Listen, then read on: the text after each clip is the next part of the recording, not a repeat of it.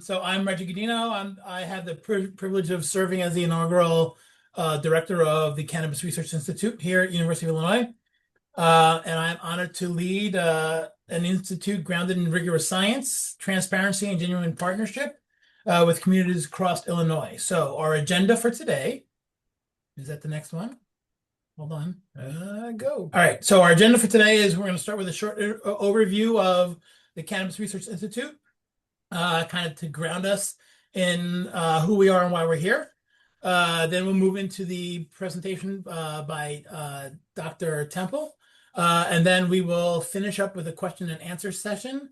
The questions and the questions that we'll be answering will be drawn from a mixture of those that have been submitted with registration and then also those that are being entered into the Q&A box that Christina had told us about. So we may not be able to get to everyone's questions. Please be just because we want to be respectful of everyone's time and allow for a rigorous discussion. However, we welcome ongoing questions or feedback through the post-event survey, which will come up at the end of the session. And this will help keep everything going and help shape future sessions as well. So next is the brief overview of who we are and why we're here. So our mission is really straightforward. We conduct community-centered research, community-centered rigorous cannabis research that helps the public make sense of an often confusing landscape, informs policy, and advances equity. We do that through a collaborative interdisciplinary approach because no single field or perspective can answer the kinds of questions that cannabis users, cannabis raises for health communities and society. Our vision builds on that foundation. We aim to be a trusted institute for community-informed, interdisciplinary cannabis research, setting a scientific standard, supporting evidence-based policy, and contributing to a more equitable and sustainable cannabis ecosystem. We're about a third of the way through, or maybe a little bit more, our second year. And so the next thing we're going to talk about is what our focus is on for the rest of this year and for next year as well. So our work is primarily organized into 4 core areas: community engagement, which is continuing to build trust across Illinois and strengthen relationships with communities most impacted by the cannabis criminalization. Our second focus is education, from supporting community colleges and developing experiential learning pathways to creating professional development opportunities that make cannabis science more accessible. Third aspect of what we do is expanding research into non-intoxicating and non-human consumption aspects of cannabis and hemp, which helps fill major gaps in the existing research landscape. If anybody is interested in what we mean by the non-intoxicating and non-human consumption aspects, just ask. We're happy to talk about that. And lastly is our laboratory capacity. We're constantly expanding our laboratory capacity, our ability to do groundbreaking research and help CRI's ability to lead scientific work in Illinois. And across all of this, the central thread is disseminating and amplifying unbiased evidence-based information. And with that, I'm going to lead into the main part of our presentation today. Today's session is part of the Cannabis Research Institute's Public Research Series, an initiative designed to make cannabis science transparent, accessible, and collaborative. Each session brings in leading researchers and practitioners to share evidence-based insights on cannabis, health, and society, and to help build a shared understanding across disciplines and communities. Which brings us to today's session.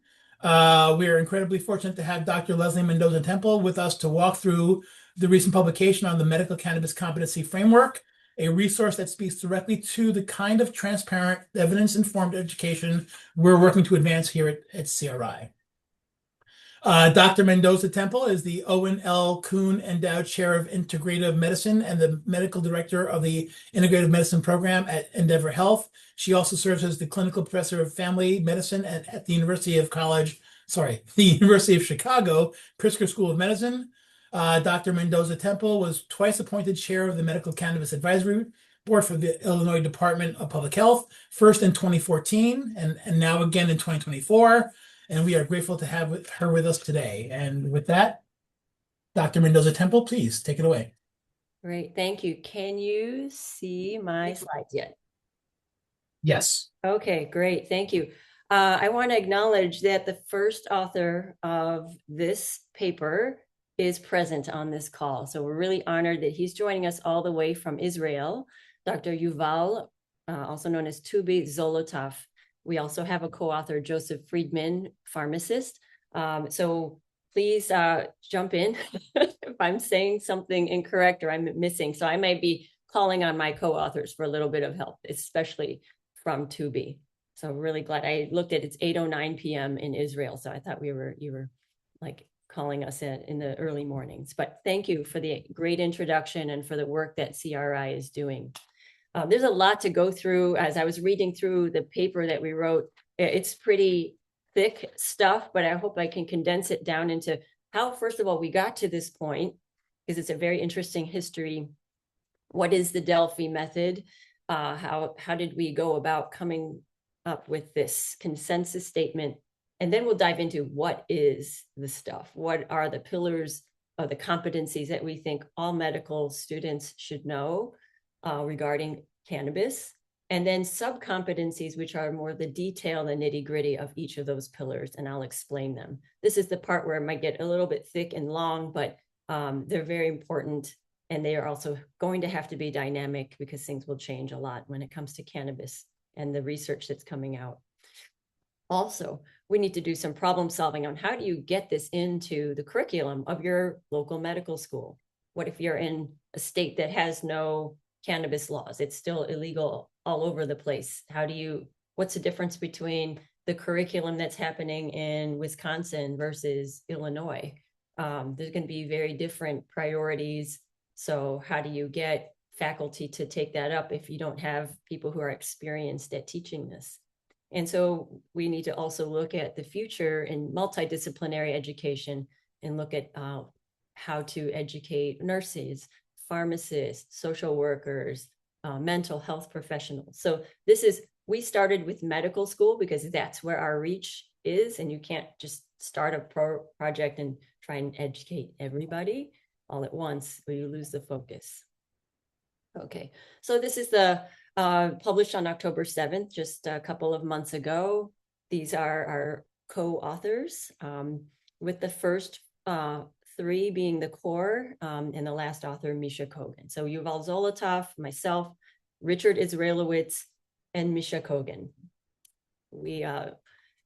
Interesting story. This is the first time our group ever met. This is 3 years after many, many Zoom calls. And I'll just go through. We have all of the credentials here, but Dr. Zolotov is multi-centered with Albert Einstein in Brooklyn and the Radar Center at Ben-Gurion University of the Negev in Israel. There's myself, and then Misha Kogan, who's at George Washington University, who is a geriatrician. Also wrote a book on cannabis for lay people.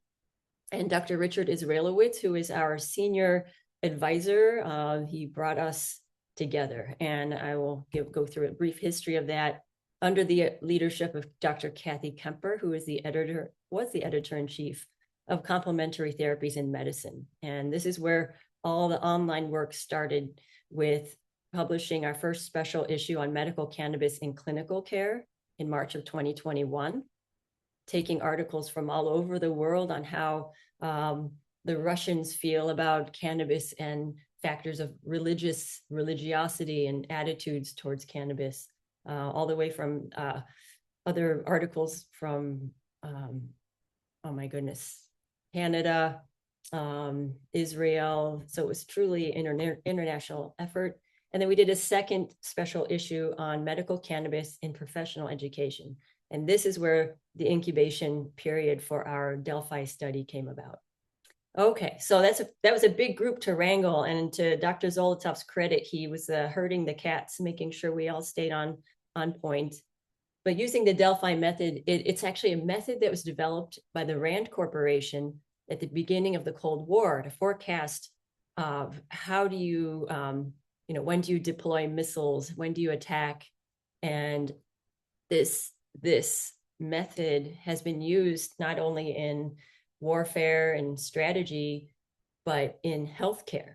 And so what experts do is they give their opinion on the probability and frequency in the intensity of, for instance, possible enemy attacks. For us, it was on medical cannabis usage and what we should teach our students. And then anonymously, we would give each other feedback, and then you repeat that process several times until you reach a consensus. So between February and October of 2023, we conducted the process with 23 experts in that range of clinical and academic expertise that you saw.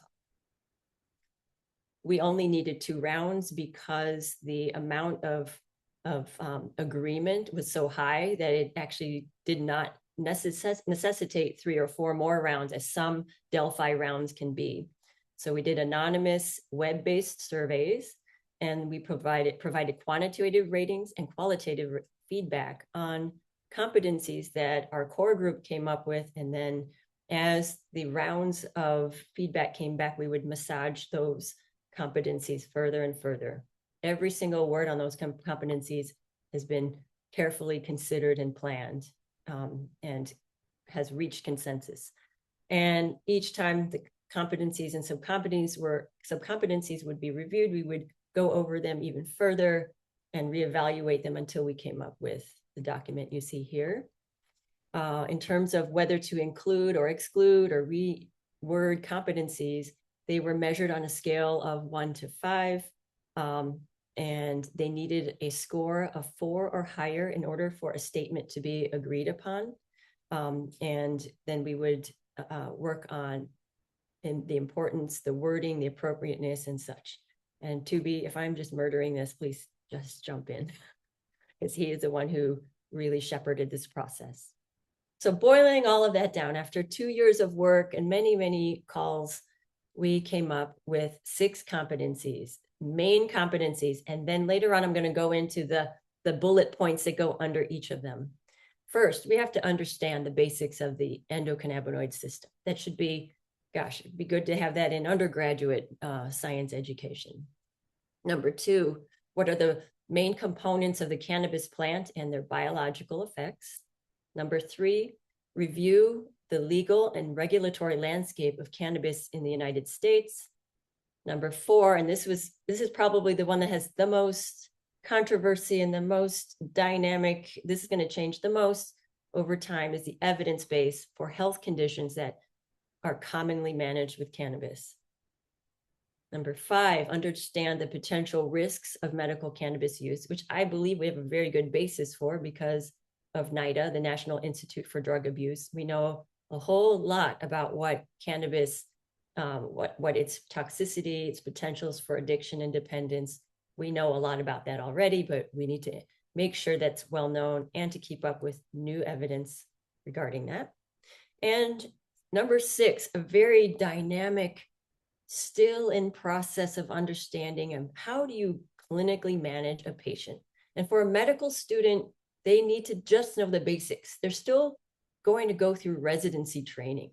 For instance, a medical student going into pathology probably isn't going to care about this unless it's just for personal knowledge, but they're not going to use cannabis much when they're doing pathology work and looking at slides all day, or that is not their focus. But a pediatrician is going to want to know this for their patient who has cancer, or me, who's going to see all kinds of folks with chronic pain. So we need to remember the audience here is the medical student, and they have not yet selected their specialty. So this is the big pillar, understand the basics of the ECS. And under it are these 3 bullet points that we came up with. There may be more because I couldn't fit everything on the slide, but we need to understand the receptors and to know basics of how endocannabinoids are produced, how they function, the fact that enzymes can inhibit and exacerbate them, and how we maintain, or the fact that we even have to maintain endocannabinoid tone. And we need to know that the ECS regulates our core physiologic functions like eating, sleeping, protecting ourselves from harm with our immune system to help manage pain and our appetites. So we've got the endocannabinoids there, we've got the receptors, how much time would you spend as a medical student needing to know this? Could be integrated into the physiology aspect of your class. And then there, you took care of the ECS. Can be more in depth than that. And of course, you can get more in depth getting into receptor membrane physiology and looking at all of the different enzymatic reactions that occur. This would be too much, but hey, we had to learn this for the opioid system. We have to learn this in med school for many others, the Krebs cycle. So this would be an addition. And I don't think they're getting any of this right now. I'm pretty sure of that. So we look at the different roles of the endocannabinoid receptors, and this level of detail will be determined by your medical school faculty. Okay, there's our endocannabinoids. So number 2, second pillar, describe the main components of the cannabis plant. And I think I'm preaching to the choir. People know what this is. We need to know the different parts. We need to understand some differences in cultivation and processing methods. The fact that you can have variation in chemical profiles. You can grow cannabis in the same cultivar in Kentucky versus California, and they will come out very different from each other. We need to learn the differences between pharmaceutical cannabis, cannabis-derived medications like Epidiolex, or whole plant that you would get from a dispensary, and understand the differences. And also that these substances transform based on what state they're in, whether they're in their raw state and then getting decarboxylated from THCA to THC, for instance. But again, this is going to be starting from ground up in med school education. So that's going to be basics, pillar number 2. And we also know this. So the complexity of this is what makes cannabis very hard to study as well, because there's infinite combinations, so many routes to take in. And this is what I think intimidates our medical colleagues, is it's not just one thing. We're not just dealing with THC. We're dealing with hundreds, perhaps thousands of different chemicals, phytochemicals, and the combinations of which are mind-boggling. Okay, number 3, pillar 3 is, how is this in the US? How does this, the history and policy of cannabis in the US affect us in clinical practice? And we need to have a basics on the US history and how prohibition came to be, just to understand the origins of the stigma behind this, the reluctance that we've seen. So the historic landscape is key. Learning how structural racism has impacted drug policy and healthcare, not even on just cannabis's level. So many other aspects of healthcare have been affected by this. And recognize the impact of federal policy on cannabis research, which basically has been to squash it, except for what NIDA is allowed to study, which is its effect on abuse and dependence, as well as traffic and other toxic effects of cannabis. Okay, so red tape on a cannabis leaf. Wow, that looks fun. Okay, so also we have to, I want to acknowledge too that when our article was published, we did not know that, I guess a few days before, we heard that there would be invited commentary and that someone wrote something about our article, which was going to come out at the same time. And to my great pleasure, it was Dr. Darshan Mehta, who is a colleague of ours from Harvard through the Consortium for Integrative Medicine and Health, writing this fantastic, basically treatise about how important our article is. So anyway, I thought this was I'll pull out some quotes from this, but he wrote, regarding equity, moreover, cannabis education is intrinsically an issue of health equity. Underserved populations are more likely to self-medicate when formal healthcare access is limited. When clinicians lack knowledge, patients face misinformation or unsafe use without medical support, like pregnant individuals and individuals with mental health conditions. So I wanted to make sure we drew out that equity piece. Okay, number 3, we're still in the policy and regulation, the US environment. So students should know the differences between federal and state regulations regarding medical cannabis and adult use cannabis. and to discuss ethical considerations as a healthcare professional. We bring our own stigmas, our own beliefs into this. We have to understand how patients get qualified. If you're in Wisconsin versus Illinois, they're going to be very different, versus Florida, very, very different qualifications state to state. And what are the challenges for these patients? Like, for instance, in Illinois, it's quite, it can be pretty cumbersome to work with a computer system and figuring out how to get certified online and all the steps that a person needs to take. You have to have computer literacy, access to it. You have to have access to a physician or an advanced practice provider to get certified in the first place. This isn't even, you don't even have the cannabis in your hand yet. You have to jump through a lot of hoops. And to know your US schedule of controlled substances, which we hope will change at some point. We just don't know what's going on with all the politics. But this is just a review of the schedules. Cannabis is still in Schedule 1.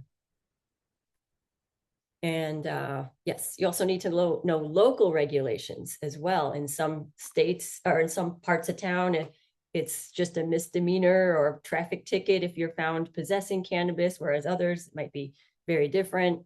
It is so confusing out there, and it's going to change. So don't get married to any idea when it comes to regulations at this point. Things change quickly.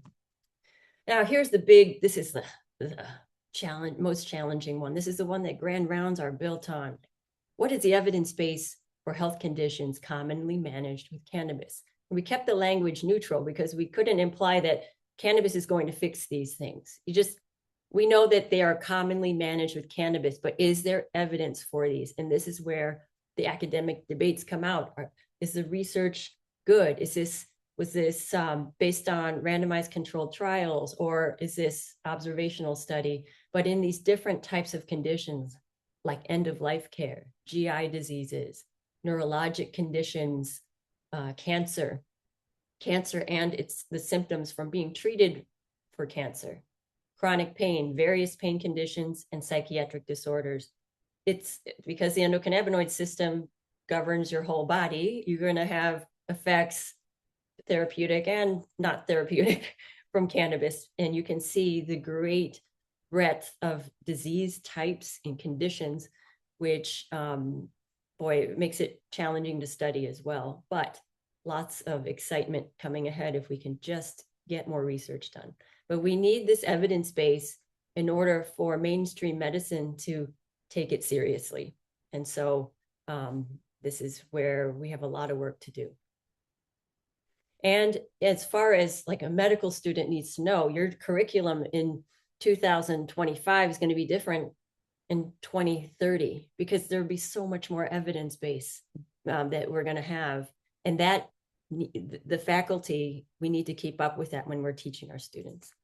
So we also need to look at FDA, what is already out there. Pediolex for pediatric seizures. There's Sativex, which is not available in the US, I believe, yet, for multiple sclerosis spasticity. There are things coming down the pipeline, but if you don't even know what the drugs are, then you're super behind. We also need to know what is the evidence for different actions that cannabinoids have. Like, they have anti-inflammatory, immune, metabolic, neuroprotective, hormone modifying properties, but we don't know them very well. We know that there's potential for them in some areas. The evidence is decent, but it's all still growing. And to discuss the role that cannabis may have, and this is provocative, but I think it's important to know that it can help with reduction of pain medications, including opioids and benzodiazepines, which I have clinically seen many times. Being able to take patients off of their sleeping medications and reducing their opioids and pain meds has been why I'm passionate about this, because it can happen, but we need studies that will be more encompassing. Anecdote is very important, but anecdote is not enough to convince the masses in the medical community. We do need those gold standard trials that are very difficult and expensive to do. Okay, number 5, I had mentioned that understanding the risks of cannabis use, any kind of cannabis use, is important to know, and there's a lot of literature around this, so we need to keep reinforcing this to the students and the public. So we've got acute and chronic side effects on driving, on your physical symptoms, mental side effects, the differences between the routes, like smoking and vaping versus edibles. We have to be concerned always of pediatric and adolescent patients taking this in by accident, and also to study further what happens in pregnant and lactating women who are using it. I discourage it. There are, I want more evidence. There's just too much at stake with that population to mess with cannabis. I have colleagues who differ in that, but I am of the mindset that just try something else at this point till we have more research on it, unless you're like really in a very dire situation with cannabis. So here's something I never want to see on the road is someone smoking a bowl in his car. Look, he doesn't even have his both hands on the wheel. It's very dangerous. And of course, this, like my nightmare, is like a child getting into the gummies from mom and dad's, the wedding party, and the gummies were the treat, and they took it home and mom had it in her purse, and then the child gets into it. That's terrible, because these are the kids that end up in the ER, and they do have an increase. They've seen an increase in pediatric ingestions in ERs where there are cannabis laws available, because this stuff's just too easy to get. Okay, we need to understand the potential risks. Again, this is the same bullet point. And then to know cannabis use disorder. I see Dr. Gorelick is on too, one of our co-authors, psychiatrist and addiction specialist as well. We need to know what's the DSM-5 criteria. Basic things. Remember, these are medical students, so whether they're going to master it or not, they need to know it exists and describe the management of and diagnosis of cannabis overdose and intoxication, as well as, and this is from Richard Izwailowicz and Tubi Zolotov's point of view, interdisciplinary healthcare professionals, including Joe Friedman from pharmacy, and how do you treat people who are having a cannabis-related disorder? Because physicians can't do it all by ourselves. APPs can't do it by ourselves. We have to work as a team with these folks who are struggling with cannabis and dependency and addiction, etc. Okay, so other aspects of potential risks of cannabis use would be, okay, can we introduce the concept of harm reduction using medical cannabis? I think this is an exciting field. We need more research, of course, but I always want to put in perspective that if you are super comfortable writing opioids and benzos all day, you should be super well-versed in cannabis and to be open to trying it. If you're that comfortable with those other drugs, just because you know it and know it well, know this and know it well, because there's a potential for you to use that instead of this. And to remember where cannabis lies in terms of alcohol and illegal substances that are much more, just have much more long-term consequences for their use. So we have to put everything in perspective. Cannabis is no angel, and it is not guilt-free of its problems. And I think we also need to get away from the mantra I've heard of cannabis is harmless. It's, why is everyone so uptight about it? Well, there's a good reason to be, but then on the flip side, you've got those who are so uptight about it that, let's just ban it completely. There's truth always in the middle, and that's where I gravitate towards. Okay, so put everything in perspective with cannabis and other substances.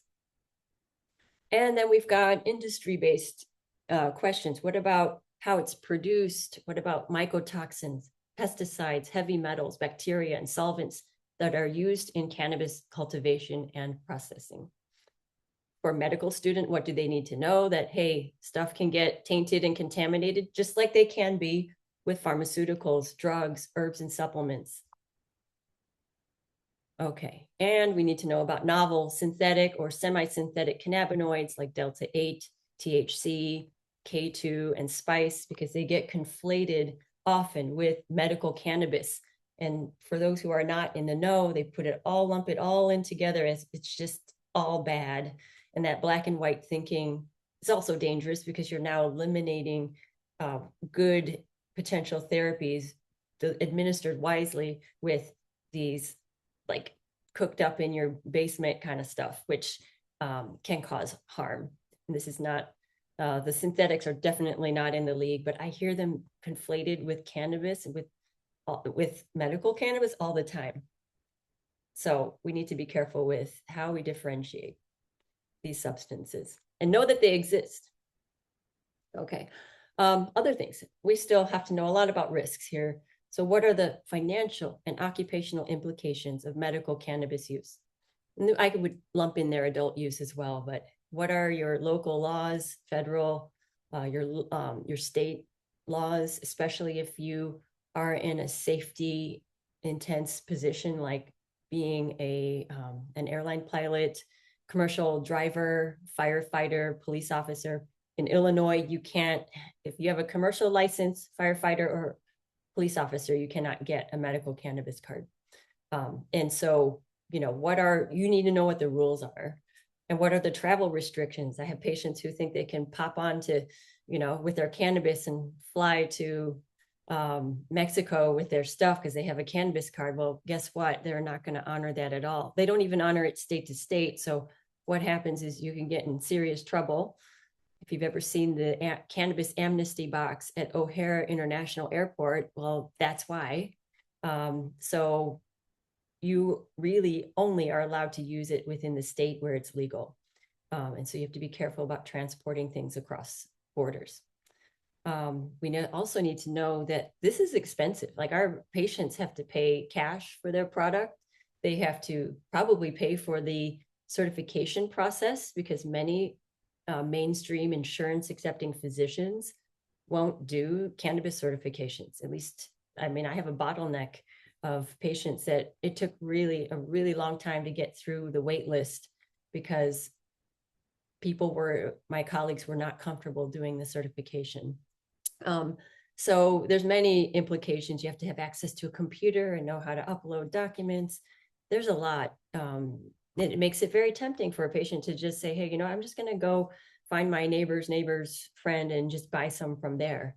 But then I get concerned about quality and what's in there, and you don't get the same thing every time. I infinitely prefer patients to get it from a dispensary where that what you got is what's on the label, and that there are quality standards to reduce risks of pesticides, mycotoxins, and other contaminants. So there are standards there, whereas when you're getting it from illegal sources, there are zero standards. Okay, and that's urine testing. Okay, number 6, finally, we're moving on to the last pillar, which is how do we clinically manage patients? What do you tell patients? This is probably the biggest area that needs the most information, and it's probably the second biggest hang up my colleagues have in certifying a patient, because then they're like, okay, I certified them, but I don't know what to tell them. And if they ask me a question, I don't know how to answer it. How do you get people started on it? How do you highly individualize the treatment plan, look at their other medications, differentiate the different CBD, THC percentages? It's a lot. And this requires extra training. But for a medical student, we can get them started on the basics, like start with the lowest amount of THC possible. Remind the patient that it's going to take an hour or 2 for your edible to kick in. So don't overdo it. Just take a quarter of a piece.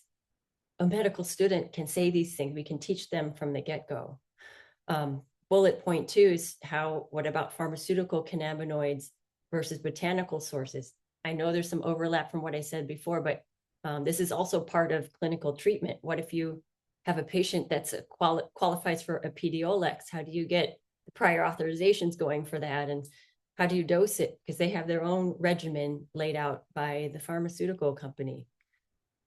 What if you have a patient who's been using cannabis for a really long time and you certified them so they could get it from a dispensary legitimately, and they're smoking it every day, and you want them to not smoke so much, you want them to use edibles instead or oils, versus the 78-year-old woman with chronic back pain who's never used this in her life. You're gonna have very different types of advice for those users. So if we can get students on the path, they're going to feel more confident about it. And we actually need to catch up a lot of the residents, the fellows, and the practicing physicians and advanced practice providers. Everybody needs to know this. And this, for me, has been hard-fought knowledge because you just have to try it and see. So when I have a picture with this woman, I usually put a little slash. I put like, cut that into 4. Never eat the whole piece on your first try. Okay, and then back to pillar 6. What are the differences between THC predominant formula, CBD predominant? We've got CBN, minor cannabinoids too. Understand that there is an entourage effect. When you combine so many different phytochemicals together, they're going to have a different effect on individuals. And honestly, you just don't know until you try. You can predict as much as you can, but what I'd really love is, this is Dr. David Nathan from Doctors for Drug, oh gosh, Lisa Capitani, you help me. Doctors for Drug Policy reform. Oh, thank you. Okay. This is a label that he has proposed, which would be so much more helpful than the labels we have now, which would give you all of the major cannabinoids, minor cannabinoids, terpenes, flavonoids, all the ingredients, and then the warning labels, lot number, QR code, all of that stuff would be so fantastic. But we don't see labels like this, I'm sure, from an industry point of view. Oh my gosh, so expensive to put together, but boy, would that help. That would just help the world if we could get that kind of precision on the products people buy, so they can predict better how they might do for their XYZ condition. Okay, and back still, we're in number 6. Describe interactions between medications, including hepatic cytochrome P450 enzymes that can impact how your medication, your pharmaceuticals are interacting with cannabinoids and vice versa, how they may compete with each other or synergize. And we need to know that cannabinoids and particular immunotherapies like Keytruda are contraindicated. We think we can give cannabis to everyone going through chemotherapy and immunotherapy, and that is not true. If they're on immunotherapy, you have to be very cautious, because while cannabis can help the side effects, it may render the immunotherapy less active, meaning you're not fighting the cancer as well as you should, which is totally like a big no-no when you're trying to like survive. So all of this, and that research is still controversial, but that is the current line of thinking until somebody does a good research study that refutes it. We are not doing cannabinoids with immunotherapy at this point, especially certain ones.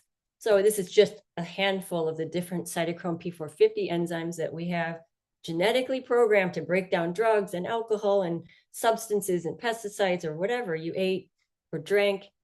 This is an example where a patient is on, this is Bactrim, it's a UTI medication.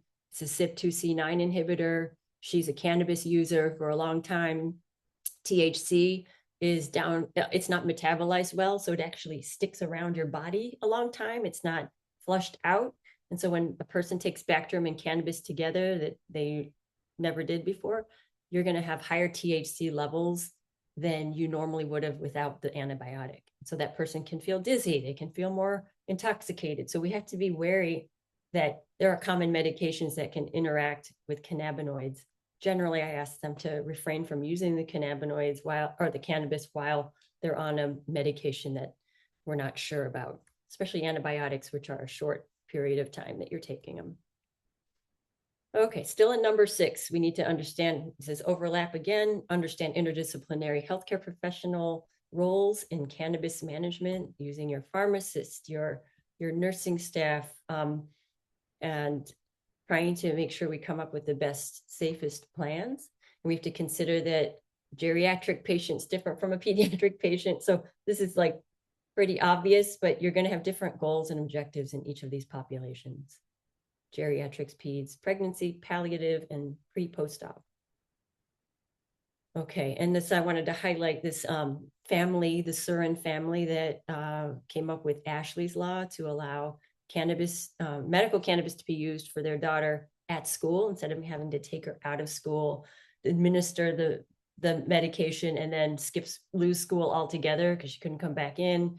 So this law was addressed to the pediatric medical cannabis patients so they wouldn't have to disrupt school. And that took a lot, because you can imagine the school nurse going, I'm not giving this to a kid. So you had to jump through a lot of hoops, but they're having a lot of trouble getting their patches because the this is my side note. The industry is not making them anymore for them here in Illinois. So if anybody knows, PM me. Okay. So patches, we need more of those, but that's another topic altogether. I had mentioned Dr. Mehta giving this wonderful invited commentary. One of my favorite quotes from that is here, quote, the competencies proposed by Zolotov et al. Should be mandated and integrated, not relegated to optional electives. That's a pretty strong statement right there. Medical schools and residencies must embed cannabis training alongside opioids, benzodiazepines, and insulin, not as an afterthought, but as a core clinical domain. So when you have core competencies, I mean, they become like just embedded pretty much forever, which is what we're proposing. Even though we still have a lot of miles to go for the research and such, we have to catch up this rising generation. We need to catch up ourselves to our colleagues on what this is, because our patients are way ahead of us. And there's a lot of bad information out there that is misguiding, potentially dangerous, or largely ineffective, and frankly, overwhelming. So how would you get this implemented? Well, first of all, if I went to a dean and said, here's my curriculum, isn't it awesome? Take it up. Do you think they're going to just go, oh, thank you, Leslie, you're great, we're going to plug it in and do what you say? No, because it is so crowded in the curriculum, something's going to have to fall out. I vote for histology to fall out. I hated that one. Staring at slides and looking. I know it's important. Sorry, pathology. We also need questions to appear on certifying exams. So if there's a test on it, your student's going to be like, I need to know about this because I'm going to get quizzed on it, and it counts. The USMLEs 1, 2, and 3, the clinical skills assessment test, and the specialty board exams. When people say physician, when we talk about how much we had to go through to get through medical school and finish, even get to where we're at, you have no idea how many tests, how much rigorous we have to go through. It's all a blur for me, but we need to also make sure we're maintaining this information in the post-certifying exams. But who's going to teach this if you have no faculty that are comfortable with the topic? So there's a lot of catch up that has to happen. But then once they become the resident experts, then you'll start to see a growing acceptance, at least of the idea that cannabis can be a therapeutic substance, because now they have to learn about it and teach it. And what depth of knowledge, how much do you want the students to know? Because I could make a week-long curriculum where it's just cannabis from 9 to 5 for like a week, and then you really know it. But hey, you know what? They still have to learn so many other things. And I wanted to show you, I grabbed this from the UIC. This is just one med school of many, what their curriculum looks like in years 1 and 2. And look at all of the different areas they have to cover. They divided into blocks.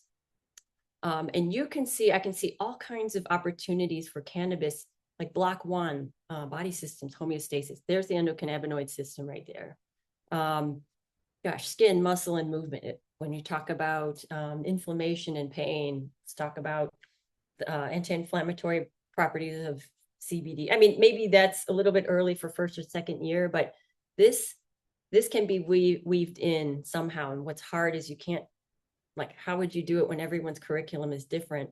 You have to reach the teacher themselves and say, hey, let's plug in a cannabinoid type of programming so they don't miss out on that part. Third year of med school, this is where they get into their clinicals, and they spend 1 to 2 months in a major core specialty like internal medicine, which is adult medicine, surgery, neurology, family medicine, which covers not just adults, but also the pregnant patient and delivering their baby and caring for the child. We are full scope. I'm a family medicine doctor. We're the cradle to grave. And then we've got OB-GYN, psychiatry, and peds. So imagine like just immersing there. There's so many opportunities also to reach students with a really good education on the on medical cannabis, the endocannabinoid system. The how to do it is the question. I was going to highlight here in family medicine, you have 6 weeks, and I know I'm running out of time, but look at all these conditions in family medicine clerkship you have to know. That's just the chronic. I didn't even talk about the acute, the well adult, the immunizations, physicals and such. We have to know so much, but you can weave this in. And by year 4, you're already preparing to dive into your specialty. And so for that, we need to get into hands-on clinical experiences, add lectures and case-based cannabis content starting in year 1, and reinforce it through clerkship. This is how it's going to happen. And make a question bank on cannabis, the ECS, so that it shows up on the board exams. I thought it would be good to take the Q&A now, and I know it's just a short time I left. I'm so sorry. No problem. So we have, hold on, where'd they just go? They're gone. I had them right here. I'll just scroll through. These are There just we go. Okay. acknowledgements.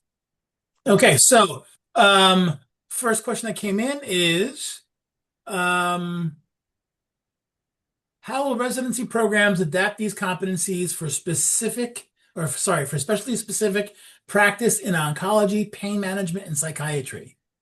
You have to find a champion within each faculty, because it's just not going to come by itself. And most of the times it will be patients that are driving the conversation. So if you're going to formally have this, there needs to be during like their lectures, because during fellowship and residency, there's always a mandatory weekly lecture that if the residency or fellowship director has a directive to say, hey, you need to have something about medical cannabis sometime woven in during this rotation, that's how you're going to get them. And then it behooves the instructor to come up with a lecture. It happens all the time. Like, oh no, now I need to talk about fall risk. You basically create a curriculum and then they teach it. And that's what this paper is about, providing the framework for it. Next question is, how do the already practicing healthcare professionals learn about this, since they are the ones who are currently prescribing, since the framework seems to be focused on medical students? You have to go and find this from other places. The Society for Cannabis Clinicians is a really good resource to do your own CME. It's going to obviously be outside your work hours. They have really good semi-annual conferences. There are multiple books, but it really is on you to find these resources. I'm sorry to say. Next question. You'll be richer for it, because once you start seeing your patients get better, then you'll want to keep learning. Sorry, go ahead. No. That was a great addition, actually. Next question is, how do you feel about dietary supplements, ginseng, nutraceuticals, and common food ingredients generally recognized as safe, being used with medical marijuana? And I guess I would ask the question in a broader sense is, I don't think this is a medical marijuana specific thing. This applies to basically all prescribed, medications, right? So, yeah, I use them all the time. We have no really good database. I don't have a table that shows does ginseng interact with cannabis that I could truly rely on, because the cannabis my patient's using is going to be there's no standardized preparation. So if the herb has some sort of sedating property, I tell folks, maybe you cut back a bit on the herb and you use less of the cannabis, and you use this nuanced approach. So anything that's sedating or causes any kind of maybe potential psychological phenomenon, cut back on both if you really want to try them. But I don't hold people back from them. I'm not black and white, like take one or the other. People are going to do it anyway. So that's in my field of integrative medicine. My area of specialty is also herbal medicine and how to combine things. And I do it all the time. When it comes to pharmaceuticals, though, I still have patients still take their opioid or their benzo, but maybe we shave off a little bit when you start the cannabis, and you start to shave down the Ambien, or you shave down the Xanax to half a pill, and you go down, and that we communicate online. And then next thing you know, they're weaning down, but using the cannabis at the same time to make up the difference. And the last question is, how do you deal with the recommending physician having no control over what is dispensed, i.e. composition, dose frequency, as compared with prescribed medication? That's not an easy question to answer. Can you say that again? How do you deal with The recommending physician having no control of what is dispensed as compared Oh, with prescription got it. medication. This is where there's a huge opportunity with dispensary staff and cannabis dispensaries, which I know are struggling, but um, I would love to see more communication between the dispensary and the physician to collaborate on what we're recommending to our patients. Because I send a patient to the dispensary and I only have the principles of get the lowest THC possible that they have.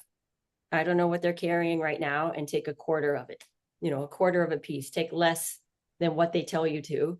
Unless I know the dispensary agent's really good, you don't know who your patient is going to talk to. Someone they just hired off the street who's had uh, minimal training, or are they going to see Joe Friedman, who's a pharmacist, and going to be, or Luba Andrus, like who knows their stuff?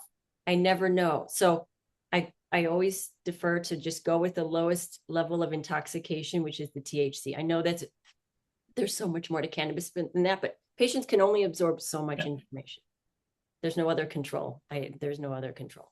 That was a great ending to, I think. Thank you to all your co-authors, and especially, the labor of love, because it really is, having been involved in the industry myself, doing research since 2013. Uh, there's a there's a lot of people who don't believe to this day that what we're doing is worthwhile. And I cannot tell you how many times I've had papers rejected after long periods of silence.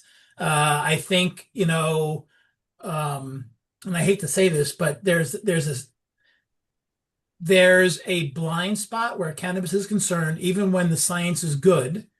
And we tend to treat it not as a scientific uh, or legitimate scientific research topic, right? Um, and hopefully that'll change soon because, I mean, looking at it from my perspective, we've had three or four, if not more, publications where, like, within 24 hours of submission, oh, this is not what our readership is interested in. Well, I'm sorry, but depending on where you live, I'd say 50% or more of everybody, whether it's your readership or just general people, are interested in the outcome of what's going on. So, Yeah. but having said that, I want to be very respectful of everybody's time. I know we're already 7 minutes over, so I just want to extend CRI's gracious thank you to uh, Dr. Mendoza Temple for an outstanding presentation, all the co-authors as well.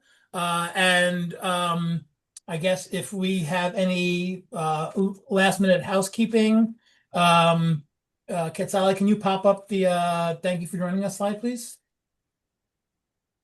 With the QR code, just so everybody can know how to get a hold of us. And what we can do is if there are additional questions that people come up with, if you send them to us, we can either try to answer them or we can try to engage with Dr. Temple and maybe get some answers and put them out on the CRI website, right? So just because we didn't get to everything today doesn't mean that we're not interested in getting the answers out. So this is how you can get a hold of us. Subscribe to our newsletter, visit our website, follow us on LinkedIn, or connect with us directly. Yeah, so thank you once again for an outstanding presentation, and I hope everybody's learned a lot. I know I did. Thank you.